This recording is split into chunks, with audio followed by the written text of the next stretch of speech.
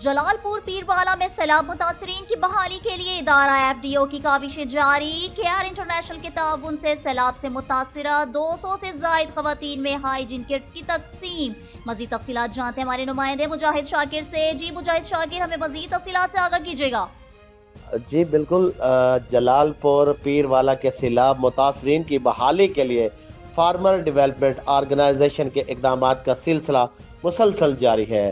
Union council کونو کے سیلاب کے متاثرہ 200 خواتین کو کیئر انٹرنیشنل کے تعاون سے رائل مارکی میرج ہال میں منظم طریقے سے ہائیجین کٹس فراہم کی گئیں۔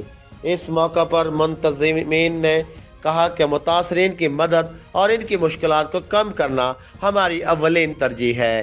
ایسے اقدامات سے متاثرہ خاندانوں کو سہارا ملے گا اور ان کی زندگیوں میں بہتری آئے گی۔ ایف ڈی او اور کیئر انٹرنیشنل پرعزم ہے کہ وہ سیلاب متاثرین کی بحالی کے لیے اپنے تعاون کا سلسلہ جاری رکھیں گے تاکہ متاثرہ خاندانوں کو بہتر مستقبل فراہم کیا جا سکے۔ کیمرہ ٹیم کے ساتھ Mujahid Shakir Sargana, bureau chief, Faiz news network, Multan division. بہت شکریہ مجاہد شاکر، ہمیں تفصیلات سے آگاہ کرنے کے لیے۔ مزید خبروں اور اپڈیٹس کے لیے دیکھتے رہیے فیض نیوز نیٹ ورک۔ فیض نیوز، فیض سب کے لیے۔